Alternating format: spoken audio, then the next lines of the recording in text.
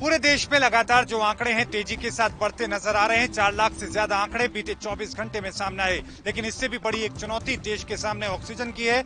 आज दिल्ली के बत्रा हॉस्पिटल में ऑक्सीजन की कमी से 8 लोगों की जान चली गई। आलम ये रहा कि हॉस्पिटल के जो डायरेक्टर थे उनकी आंखों में आंसू आने लगे। इन सब के बीच में आपको ये भी बताते चलें कि जिस तरीके से हालात बिगड़ रहे हैं, इन सब के बीच में आज दिल्ली हाईकोर्ट में एक बार फिर से सुनवाई हुई और सुनवाई के दौरान केंद्र सरकार को कड़ी फटकार लगाते हुए हाईकोर्ट ने आदेश दिए। हाईकोर्ट ने कहा कि 490 मैट्रिक टन किसी भी हाल में ऑक्सीजन आज दिल्ली में पहुंचनी चाहिए। ये उस कोटे से देने की बात कही गई है जो कि दिल्ली का कोटा है। इस बीच आपको बताएं कि दिल्ली के मुख्यमंत्री अरविंद केजरीवाल ने कहा कि दिल्ली इस वक्त ऑक्सीजन की कमी से जूझ रही है। दिल्ली में इस वक्त सबसे ज्यादा बुरा हाल है। लगातार दिल्ली में ऑक्सीजन को लेकर अलग अलग अस्पतालों से दिल्ली सरकार के पास कॉल आ रहे हैं, मैसेज आ रहे हैं, लेकिन वो उन लोगों को ऑक्सीजन मुहैया नहीं करा पा रहे हैं क्योंकि केंद्र सरकार उनके जो 900 मैट्रिक टन की जो एक टन की जो मांग है उसको पूरा नहीं कर पा रहे हैं। यही वजह है कि आज दिल्ली हाईकोर्ट ने बड़ा आदेश देते हुए केंद्र सरकार से कहा है। तो वहीं आपको ये भी बताते चले कि अब खबर ये भी है कि केंद्र सरकार दिल्ली हाईकोर्ट के आदेश के बाद एक्शन में आ चुकी है और किसी भी हाल में जल्दी से जल्द ऑक्सीजन मुहैया कराने की कोशिश में जुटी है। आपको बता दें कि दिल्ली के बत्रा हॉस्पिटल में ये बताया गया कि किस तरीके से शुरुआत में 4 लोगों की जान जाती है और ऑक्सीजन की कमी को लेकर लगातार 4 और लोगों की जान चली जाती है, जिनमें एक वरिष्ठ डॉक्टर भी शामिल थे। इतना ही नहीं, जो बड़े वहां के बत्रा हॉस्पिटल के जो डायरेक्टर हैं उनकी तरफ से कई गंभीर आरोप लगाए गए हैं। बत्रा हॉस्पिटल के डायरेक्टर ने कहा है कि हम 24 घंटे से लगातार गुहार लगा रहे थे कि हमारे पास सिर्फ अब 24 घंटे की ऑक्सीजन बची है और उसके बाद फिर लगातार हम कॉल करते रहे। जब 1 घंटे की ऑक्सीजन बची,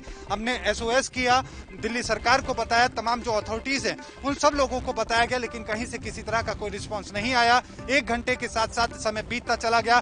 आलम ये रहा कि जब 15 मिनट का वक्त बचा, वो फिर उन लोगों ने फिर से दोबारा से फिर लगातार कॉल करते करते दिल्ली सरकार से संपर्क साधने की कोशिश की, लेकिन कहीं से कोई भी उन्हें रिस्पांस नहीं मिल पाया, जिसके चलते आज उनके हॉस्पिटल में 8 लोगों की जान चली गई। लेकिन बिगड़ते हालात को लेकर केंद्र सरकार इस पूरे मामले को लेकर किस तरीके से कदम उठाती है, ये देखना दिलचस्प होगा। वीडियो जर्नलिस्ट करण मेहरा के साथ मोहित चौधरी, ANB न्यूज। कोरोना काल में कई ऐसे पुलिसकर्मी हैं जिन्होंने फ्रंट लाइन वर्कर बनकर लोगों की सेवा की और कोविड नियमों का सख्ती से पालन कराया। तो वहीं कई ऐसे पुलिसकर्मी भी हैं जिनकी कोरोना से मौत हो गई या फिर सड़क हादसे का शिकार हो गए। ताजा मामले की बात की जाए तो दिल्ली के बसंत विहार इलाके का है, जहां एक कार सवार ने पुलिसकर्मी को जोरदार टक्कर मार दी। टक्कर इतनी जबरदस्त थी कि पास में खड़ी बाइक भी चकनाचूर हो गई। हादसे का अंदाजा तो इसी बात से लगाया जा सकता है। तो इस वहीं घटना के बाद पुलिसकर्मी को दिल्ली के एम्स अस्पताल में भर्ती कराया गया, जहां इलाज के दौरान पुलिसकर्मी की मौत हो गई। आरोपी ने बताया कि वो गुड़गांव के मैक्स अस्पताल से लौट रहा था और उसकी बीवी का मैक्स अस्पताल में कोविड का इलाज चल रहा है। तो वहीं इस बात के मद्देनजर पुलिसकर्मियों ने आरोपी को PPE किट पहना दी और उसको थाने में ही आइसोलेट कर दिया। जल्द ही उसका भी कोरोना टेस्ट कराया जाएगा। पुलिस ने कई धाराओं में आरोपी के खिलाफ मामला दर्ज किया है। पुलिसकर्मी की पहचान कांस्टेबल मुंशी लाल के रूप में हुई है, तो वहीं आरोपी की पहचान सुमित यादव के रूप में हुई है। अक्सर देखा जाता है कि सड़क हादसे में किसी दूसरे की गलती किसी और को भुगतनी पड़ती है।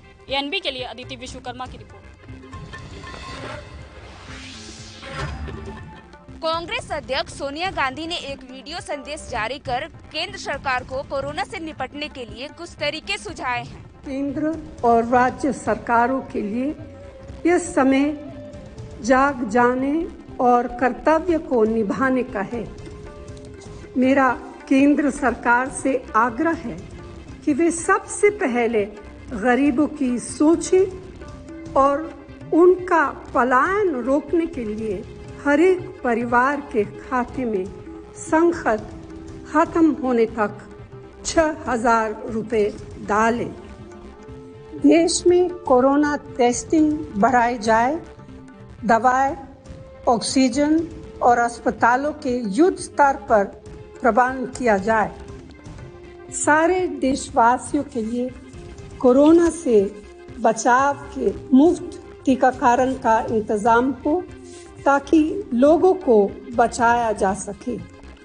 कोरोना वैक्सीन की कंपल्सरी यानी अनिवार्य लाइसेंस दिए जाए ताकि थोड़े समय में सबको वैक्सीन मिले।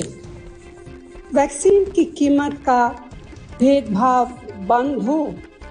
जीवन रक्षक दवाइयों की काला बाजार बंद हो।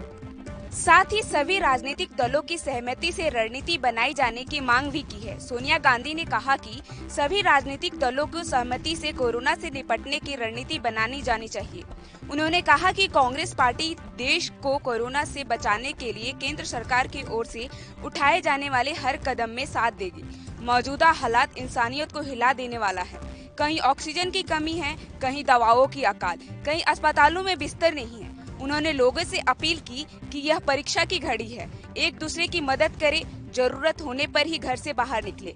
वहीं उन्होंने केंद्र सरकार से कहा कि कोरोना टेस्टिंग बढ़ाई जानी चाहिए, ऑक्सीजन, दवा और अस्पतालों का युद्ध स्तर पर प्रबंध किया जाना चाहिए, मुफ्त टीकाकरण का इंतजाम होनी चाहिए, दवाओं की कालाबाजारी बंद की जाए, ऑक्सीजन को अस्पताल को देने का तुरंत इंतजाम किया जाए। गौरतलब है कि देश में इस समय कोरोना अपना विकराल रूप ले चुका है। पिछले 24 घंटों में 4 लाख से ज्यादा नए केस सामने आए हैं। कैमरामैन बलविंदर के साथ ममता शर्मा, एएनबी न्यूज। मौत के अपनों ने नहीं अंतिम संस्कार किया तो पड़ोस के मुस्लिम समुदाय ने मानवता पेश करते हुए अंतिम संस्कार पूरे रीति रिवाज से किया। मामला खड्डा क्षेत्र के करदह गांव का है, जहां पे मां की मौत के बाद सदमे से बेटे की मौत हो गई और उनका शव जो है घंटों घर में पड़ा रहा। वजह ये थी कि कोरोना की अफवाह ने मां बेटे के शव को घंटों घर में रहने पर मजबूर रहना पड़ा। इसकी जानकारी जब पड़ोस के मुस्लिम समुदाय की हुई, मुस्लिम समुदाय के लोगों को हुई, तो उन्होंने बिना समय गंवाए उन पड़ोसी के दरवाजे पे पहुंचे। न अंतिम संस्कार की बात की, बल्कि बाजार से कफन खरीद के लाए और पूरे हिंदू रीति रिवाज से पनियहवा जो है सौदाह केंद्र है, वहाँ पे लाके अपने हाथों से अंतिम संस्कार किया। यह जो है धर्म के उन ठेकेदारों के ऊपर जो है करारा तमाचा है और मानवता की जो पेश किया है काबिले तारीफ है, जिसकी चर्चा क्षेत्र में चारों तरफ हो रही है। कैमरामैन ईश्वर चंद के साथ गोविंद पटेल, एएनबी न्यूज, कुशीनगर। सहित महाराष्ट्र में संक्रमण जिस तरीके से पैर पसार रहा है, उसे रोक पाना महाराष्ट्र सरकार के लिए चुनौती है। जहां एक तरफ अस्पताल में बेड और ऑक्सीजन की कमी है, वहीं बड़े पैमाने पर वैक्सीनेशन की कमी है, जिसके चलते कई ऐसे सेंटर हैं जिन्हें बंद रखा गया। आज वैक्सीन की एक खेप मुंबई के बीकेसी में पहुंची, जहां मुंबई पुलिस की निगरानी में उसे सुरक्षित रखा गया और अलग अलग जिलों में उसकी सप्लाई की जा रही है। लेकिन जिस तरीके से हाई प्रोफाइल सोसाइटी भी सबसे ज़्यादा प्रभावित हो रही है, यही वजह है कि संक्रमण लगातार फैल रहा है।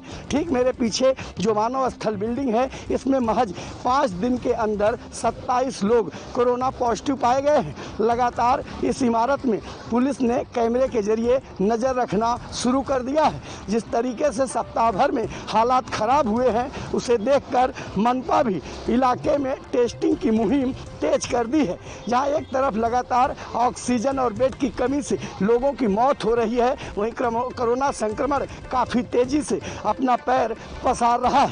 अब ऐसे में वैक्सीनेशन आया और लोगों को सही तरीके से लगाना, जिस तरीके से सरकार मुहिम चलाई है, लोगों को भी बढ़ चढ़ के इस मुहिम में हिस्सा लेना होगा, अन्यथा हालात काफ़ी बिगड़ जाएंगे, जिसे सुधार पाना सरकार के लिए काफ़ी मुश्किल होगा। बढ़ते संक्रमण के बीच अब वैक्सीनेशन में जिस तरीके से 18 साल से 44 साल के लोगों की भीड़ है, इसे भी नियमों का ख्याल रखना होगा। एएनबी न्यूज के लिए मुंबई से मुरारी सिंह। उज्जैन में कोरोना संक्रमण बहुत तेजी से बढ़ रहा है। यह शहर में ही नहीं, ग्रामीणों में भी अपने पैर पर लगातार पसार रहा है। इसको देखते हुए शासन ने और उज्जैन जिलाधीश आशीष सिंह जी ने और प्रदेश के मुखिया शिवराज सिंह चौहान ने शहर में और प्रदेश में ही लॉकडाउन की घोषणा कर रखी है। उसी के चलते उज्जैन शहर में और उज्जैन जिले में भी लॉकडाउन किया जा चुका है, जो पिछले 1 महीने से लगातार लॉकडाउन चल रहा है। देखिए, जो कोरोना का ये दौर है, इसमें जो ऑक्सीजन बेड्स अस्पतालों की सुविधाओं से भी ज़्यादा आवश्यक है कि हम लोग कोरोना कर्फ्यू का पालन अच्छे तरीके से करें और संक्रमण की चेन को तोड़ें। इसलिए कुछ छूट देते हुए जो किराना की दुकानें थीं वो ज़रूर थोड़ी देर के लिए खोली गई थी, लेकिन देखने में आया है कि उसकी आड़ में कई सारे लोगों का मूवमेंट इधर से उधर होता रहा और कई दुकानें भी खुल गई अनावश्यक रूप से। हमने न केवल उन दुकानों को सील कराया है बल्कि उनके ऊपर FIR भी कराई है। और मैं सभी लोगों से अपील करूंगा कि जो बहुत ज़रूरी सामान है उसके लिए जो छूट दी जा रही है कृपया उसका दुरुपयोग न करें, केवल वही सामान लेके सीधा अपने घर जाएं जिससे कि हम लोग संक्रमण की चेन को तोड़ें। अभी आज के दिन लॉकडाउन खुलने के लिए प्रशासन ने कुछ छूट दी थी कि सुबह 8 से 12 के समय किराना की दुकानों को खोलने की परमिशन दी थी। लेकिन आज जब सुबह 8 से 12 की दुकान खुलने का समय हुआ था तो उस समय जिन दुकानों को खोलने की परमिशन दी गई थी कि जो कि किराना की दुकानें थी या कुछ छोटी मोटी दुकानें थी जिन लोगों को प्रशासन ने खोलने की परमिशन दी थी, लेकिन इसके अलावा किराने की दुकानों के अलावा भी कई सारी दुकानें जैसे मिठाई की दुकानें, किताबों की दुकानें, नमकीन की दुकानें और भी कई दुकानें खोल ली गई थी, जिस पर प्रशासन ने त्वरित कार्रवाई करते हुए इन दुकानों को बंद भी कराया और इन पर FIR भी करवाई है। प्रशासन से कलेक्टर आशीष सिंह ने बताया कि जिन दुकानों को खोलने की परमिशन प्रशासन ने दी है सिर्फ वही दुकान खोलें और लोग मास्क और सैनिटाइजर करते रहें, सोशल डिस्टेंस का पालन करें और जिन दुकानों को खोलने की परमिशन नहीं दी गई है वो कृपया दुकान न खोलें, नहीं तो उन पर FIR की जाएगी और कड़ी कार्रवाई की जाएगी। उज्जैन से विजेंद्र यादव, ANB न्यूज के लिए। मध्य प्रदेश के रीवा जिले में बढ़ते कोरोना संक्रमण को देखते हुए जिला प्रशासन के द्वारा 3 दिनों का कोरोना कर्फ्यू लागू किया गया है और आज कोरोना कर्फ्यू का दूसरा दिन है और कोरोना कर्फ्यू का पालन करवाने के लिए रीवा पुलिस सड़कों पर उतर आई है और लगातार अनावश्यक घूमने वाले लोगों के ऊपर चालानी कार्यवाही की जा रही है। उनकी गाड़ियों का हवा निकाल दिया जा रहा है। बावजूद इसके जो नहीं मान रहे हैं उनके ऊपर आपदा प्रबंधन अधिनियम के तहत कार्यवाहियां भी की जा रही हैं। आपको विदित है 3 दिन का जो लॉकडाउन चल रहा है उसे लॉकडाउन के तहत में सवेरे रीवा पुलिस के सभी अधिकारी कर्मचारियों के साथ में शहर का भ्रमण किया जाता है और ये देखा जाता है कि लॉकडाउन का पालन सुनिश्चित हो रहा है, सही तरीके से हो रहा है अथवा नहीं। इसमें जैसा कि आप देख सकते हैं हमारे फिक्स पैकेट भी लगे हुए हैं, फिक्स पॉइंट भी लगे हुए हैं। उसके साथ ही शहर के जो अंदर की बस्तियां हैं वहाँ पर अमूमन जो है लोग बाहर निकलते हैं या अनावश्यक कार्यों से बाहर निकल रहे हैं। तो रोज़ समझाइश देने के बाद भी यह देखने में आ रहा है कि लोग निरंतर निकल रहे हैं, समझने को तैयार नहीं हैं। इन्हीं सभी चीज़ों को रोकने के लिए और ये जो कोरोना संक्रमण फैल रहा है इसकी चेन को हम ब्रेक कर सके, यही प्रयास हम निरंतर कर रहे हैं। इसी के लिए आज भी पेट्रोलिंग की गई। पुलिस प्रशासन जितनी सख्ती बरत रही है उसके बावजूद भी कुछ लोग अनावश्यक रूप से सड़कों पर घूमते हुए दिखाई दे रहे हैं। हालांकि चोरहटा थाना अंतर्गत चोरहटा थाना प्रभारी आज सुबह 5 बजे से ही अपने दल बल के साथ सड़कों पर उतर आए और कोरोना कर्फ्यू के नियमों का पालन करवा रहे हैं। जो अनावश्यक रूप से घूमते हुए दिखाई दिए उनकी गाड़ियों का हवा निकाल दिया गया और उन्हें समझाइश भी दी गई कि कोरोना कर्फ्यू के नियमों का पालन करें। बावजूद इसके कुछ लोग लगातार कोरोना कर्फ्यू के नियमों का उल्लंघन कर रहे हैं। हालांकि पुलिस प्रशासन सख्ती के साथ कोरोना कर्फ्यू के नियमों का पालन करवा रही है, तो वहीं रीवा जिले के ग्रामीण क्षेत्रों में भी कोरोना कर्फ्यू का असर देखने को मिला और पुलिस प्रशासन लगातार कोरोना कर्फ्यू का पालन करवाने के लिए मेहनत कर रही है। वहीं दूसरी ओर कोरोना कर्फ्यू रीवा जिले में लागू है, बावजूद इसके बहुत सारे लोग कोरोना कर्फ्यू के नियमों का उल्लंघन कर रहे हैं। अभी हाल ही में मऊगन थाना अंतर्गत देखा गया कि एक बारात आई थी, तो वहीं बीते रात्रि कबाड़ी मोहल्ले में भी एक बारात आई थी, लेकिन पुलिस मौके पर पहुंच गई जिस कारण कमरे के अंदर ही शादी हुई। लेकिन देश प्रदेश जिले में कोरोना कर्फ्यू का पालन करवाने के लिए पुलिस प्रशासन एक और जहां मेहनत कर रही है, तो वहीं दूसरी ओर कुछ ऐसे लोग हैं जो कि कोरोना कर्फ्यू के नियमों का धज्जियां उड़ा रहे हैं। वहीं कुछ लोग ऐसे भी देखने को मिलते हैं जो कि जब पुलिस की गाड़ी आती है तो वह छुप जाते हैं। जैसे ही पुलिस की गाड़ी चली जाती है तो वह फिर से अनावश्यक रूप से घूमने लगते हैं। उन्हें यह समझ में नहीं आ रहा है कि आखिर कोरोना की वजह से कितने लोगों की मौतें हो रही हैं और कितने लोग कोरोना की चपेट में आ रहे हैं। लेकिन जिला प्रशासन और पुलिस प्रशासन दिन रात मेहनत कर रहा है। बार बार आम लोगों को समझाइश दी जा रही है कि वह कोरोना कर्फ्यू का पालन करें, कोविड को हल्के में ना लें। इससे कई लोगों की मौतें हो चुकी हैं और लगातार देश प्रदेश में हाहाकार मचा हुआ है। लेकिन इतने के बावजूद भी बहुत से लोग मानने को तैयार नहीं है। हालांकि रीवा पुलिस अब सड़कों पर उतर के सख्ती के साथ पालन करवा रही है। एएनबी न्यूज के साथ संवाददाता विजय त्रिपाठी, रीवा।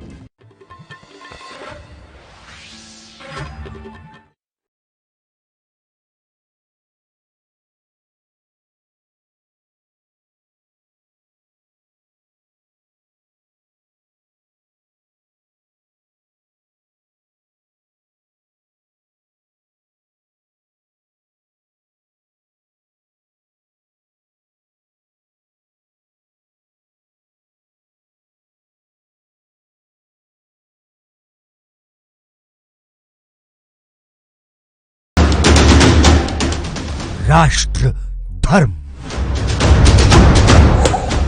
रात 8 बजे सिर्फ एएनबी न्यूज पर।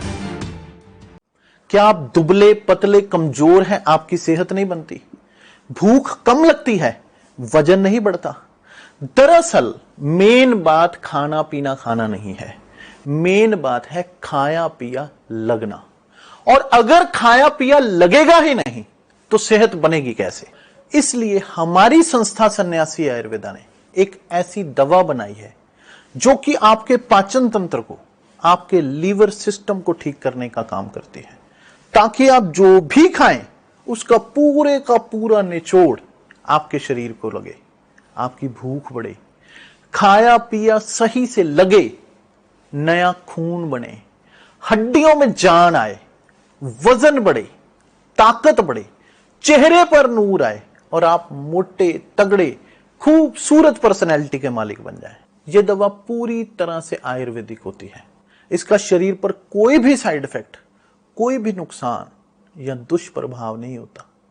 लड़के लड़कियां दोनों इसका इस्तेमाल कर सकते हैं और पहले 15 दिन के अंदर ही आपको इसका असर महसूस हो जाएगा।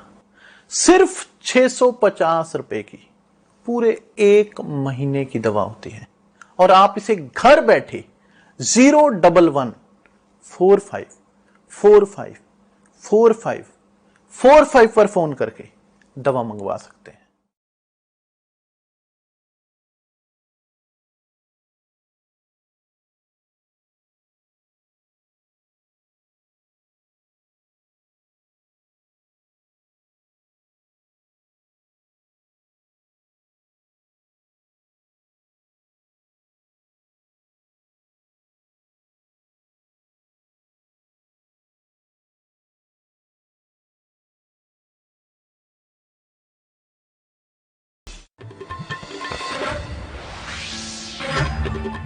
धर्म नगरी अयोध्या में पंचायत चुनाव को लेकर कल काउंटिंग की तैयारी पूरी कर ली गई है। अयोध्या के डीएम अनुज कुमार झा ने सभी प्रत्याशियों से अपील की है कि कोविड-19 के नियमों का पालन करें, सोशल डिस्टेंसिंग का पालन करें।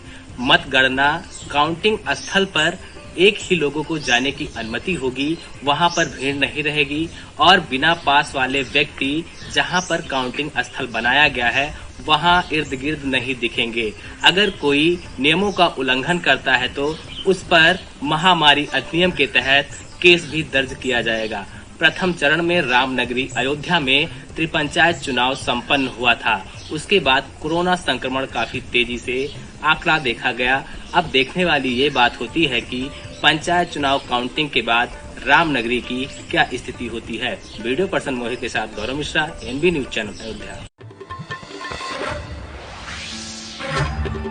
सरकारी ट्रामा सेंटर में ऑक्सीजन न मिलने को लेकर मचा हाहाकार। बता दें, कल बीती रात फिरोजाबाद के सरकारी ट्रामा सेंटर में भर्ती मरीज के तीमारदारों ने जमकर काटा हंगामा और जमकर किया बवाल।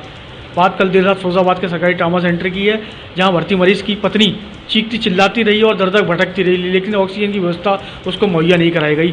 महिला का आरोप है डॉक्टर और वार्ड बॉय ने ऑक्सीजन के लिए साफ किया इनकार, और मौके पर पहुंची पुलिस ने बताया कि मरीजों को ऑक्सीजन न मिलने को लेकर तीमारदार कर रहे हैं बवाल और मरीज हो रहे हैं परेशान।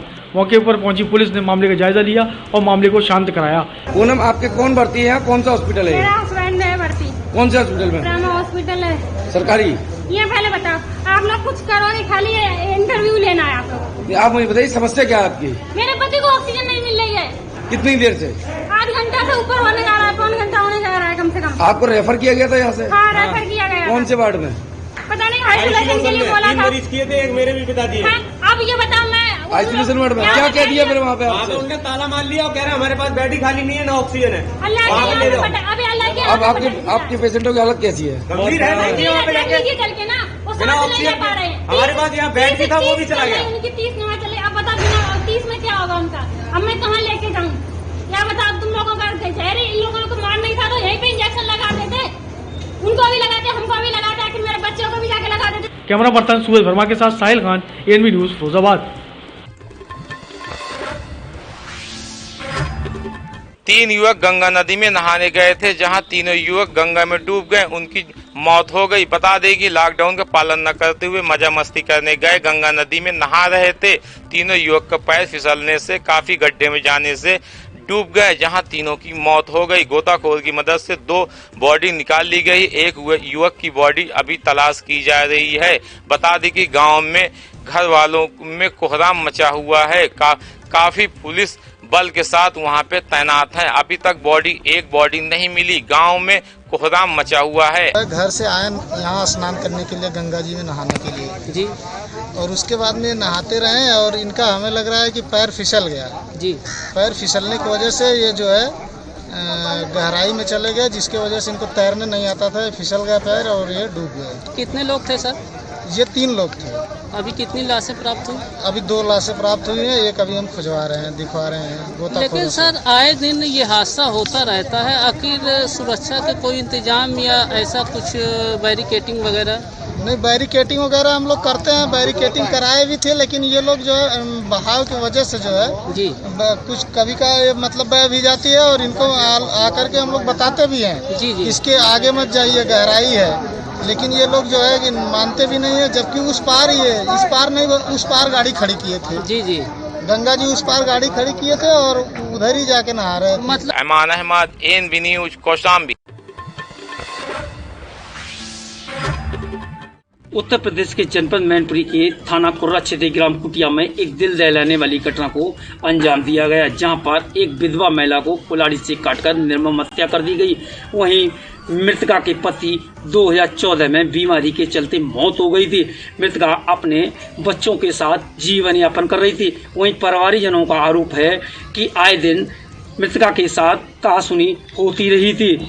इसी के चलते आज मृतका को कुल्हाड़ी से काटकर निर्मम हत्या कर दी गई, जिसकी सूचना पुलिस को दी गई। मौके पर पहुंचकर पुलिस ने सबको कब्जे में लेकर पोस्टमार्टम के लिए भेज दिया। वहीं मामले को लेकर पुलिस जांच कर रही है। मैनपुरी से रजनीकांत तिवारी, ANB न्यूज, मैनपुरी।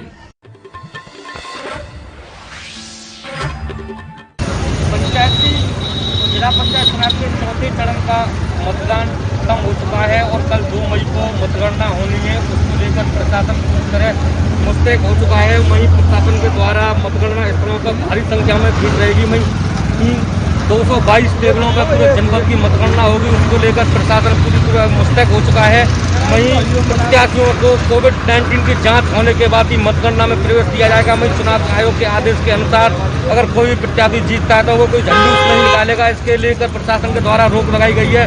अगर ऐसा प्रत्याशी कोई जुलूस निकालता हुआ पाया गया तो उसके खिलाफ कार्रवाई होगी। ये मथुरा प्रशासन के द्वारा सख्त आदेश दिए गए हैं। कल मतगणना होनी है राया ब्लॉक के जिला पंचायत चुनाव को लेकर, तो यहाँ क्या व्यवस्था है और कितनी टेबल लगाई गई है? यहाँ 10 न्याय पंचायतों में 30 टेबल लगाई गई हैं और प्रत्येक न्याय पंचायत 3 टेबलों का इंतजाम किया गया है। प्रशासन के द्वारा क्या व्यवस्था रहेंगी यहाँ?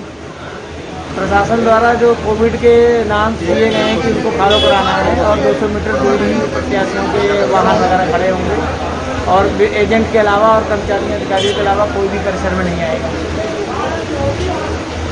मथुरा से रिंकू शर्मा, ANB न्यूज। मुंबई से सटे पालघर जिले के तारापुर का औद्योगिक क्षेत्र के निकट यहाँ टीमा का एक अस्पताल है जहाँ पे सिरिंज की कमी पड़ गई और उन्होंने यहाँ पे सिरिंज पहुंचा और यहाँ पे डॉक्टर्स को आश्वासन किया कि और भी सिरिंज लगेंगे तो वो मदद करेंगे। लेकिन यहाँ पे सिरिंज का कम पड़ना अपने आप में एक बड़ा सवाल है, क्योंकि कोविड सेंटर होने के बावजूद यहाँ पे सिरिंज कम नहीं पड़ना चाहिए थे। लेकिन यहाँ पे जब सिरिंज कम पड़े तो 2 घंटे के भीतर ही यहाँ की संस्था ने उसे मुहैया करा के यहाँ पे अस्पताल के डॉक्टरों को एक हिम्मत बंधाई और यहाँ पे उनको आश्वासित भी किया है कि और भी कोई मदद लगेगी तो करने के लिए तैयार है। हमेशा ही सक्रिय रहा है और हम भगवान से, हमारे साईं बाबा से यही प्रार्थना करेंगे कि ये कोविड में जो सलाइन का यहाँ पे जो हम लोग ने जो यहाँ पे दिया हुआ है, जो सलाइन्स दी है, उनका मरीजों के लिए अच्छा उपयोग होके बाबा से दुआ करेंगे कि कोरोना बहुत जल्दी यहाँ से भगाए और पूरे महाराष्ट्र से लेके पूरे देश में एक अच्छे से ये माहौल पैदा हो कि कोरोना से मुक्त हो जाए। बस हम साईं बाबा से हमने यहाँ पर 2150 सलाइन यहाँ पे वितरित की है जो कोविड सेंटर में कुछ अच्छा काम आ सके। कैमरामैन गुल मोहम्मद के साथ आशा शेख, ANB न्यूज, बोईसर।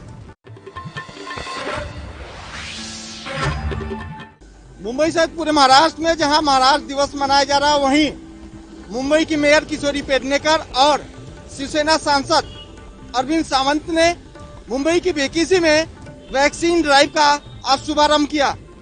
इस दौरान एक लेडी को वैक्सीन देकर इस वैक्सीन ड्राइव का शुभारंभ करते हुए कहा है कि मुंबई में लगातार वैक्सीनेशन का काम किया जाएगा। जिस तरह से महाराष्ट्र सरकार ने कहा है कि जैसे जैसे वैक्सीन आएगी वैसे वैसे लोगों का वैक्सीनेशन किया जाएगा। वहीं वैक्सीनेशन ड्राइव के तहत मुंबई के आज 5 इलाकों में एक साथ वैक्सीनेशन ड्राइव चलाई गई, जहां बड़ी संख्या में 18 से 44 साल के लोग इकट्ठा होकर वैक्सीनेशन का आनंद लिए। लेकिन दूसरी तरफ से भी कहा जा रहा है कि जिस तरह से लगातार मनपा ये कर रही है कि जिस तरह से वैक्सीन की खपत होगी, जिस तरह से वैक्सीन की मांग बढ़ेगी और उसकी पूर्ति की जाएगी, उसी के तहत मुंबई के अलग अलग वैक्सीनेशन सेंटरों में वैक्सीन ड्राइव चलाया जाएगा। प्रधानमंत्री जी ने घोषित किया कि 1 मई से शुरू होगा।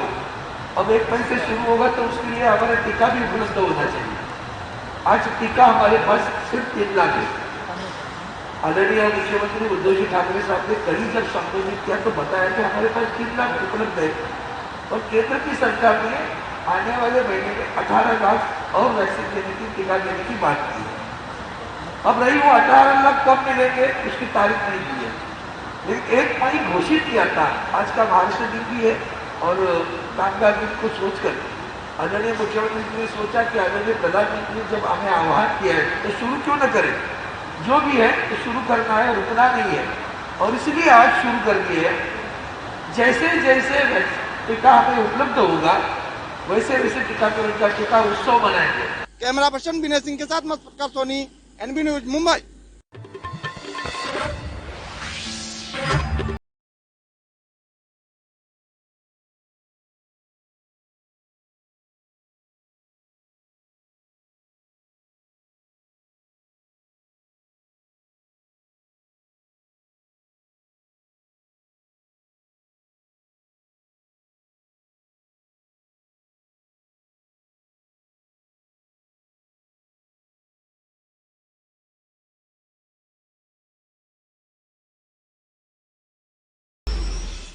क्या आप दुबले पतले कमजोर हैं, आपकी सेहत नहीं बनती, भूख कम लगती है, वजन नहीं बढ़ता? दरअसल मेन बात खाना पीना खाना नहीं है, मेन बात है खाया पिया लगना।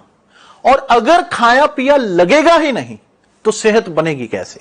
इसलिए हमारी संस्था सन्यासी आयुर्वेदा ने एक ऐसी दवा बनाई है जो कि आपके पाचन तंत्र को, आपके लीवर सिस्टम को ठीक करने का काम करती है, ताकि आप जो भी खाएं उसका पूरे का पूरा निचोड़ आपके शरीर को लगे, आपकी भूख बढ़े, खाया पिया सही से लगे, नया खून बने, हड्डियों में जान आए, वजन बढ़े, ताकत बढ़े, चेहरे पर नूर आए और आप मोटे तगड़े खूबसूरत पर्सनैलिटी के मालिक बन जाएं। यह दवा पूरी तरह से आयुर्वेदिक होती है। इसका शरीर पर कोई भी साइड इफेक्ट, कोई भी नुकसान या दुष्प्रभाव नहीं होता। लड़के लड़कियां दोनों इसका इस्तेमाल कर सकते हैं और पहले 15 दिन के अंदर ही आपको इसका असर महसूस हो जाएगा। सिर्फ 650 रुपए की पूरे 1 महीने की दवा होती है और आप इसे घर बैठे 01145454545 पर फोन करके दवा मंगवा सकते हैं। कम ब्रेक और ज्यादा खबरों के साथ देखिए ANB news in channel number पर।